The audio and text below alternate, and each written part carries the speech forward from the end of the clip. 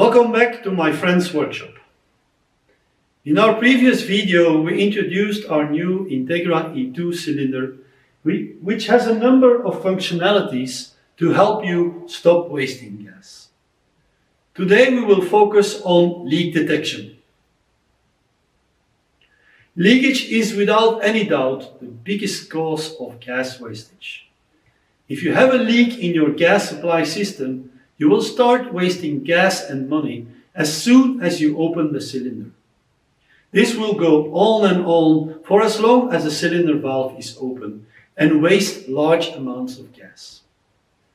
As well as wasting gas, leaks can draw in air contaminants into the gas, and this will affect the weld quality and can cause defects, repairs and rejects.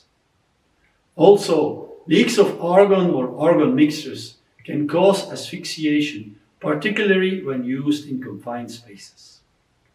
So leaks should be avoided at all times as they increase your gas cost and as a consequence also your CO2 emissions.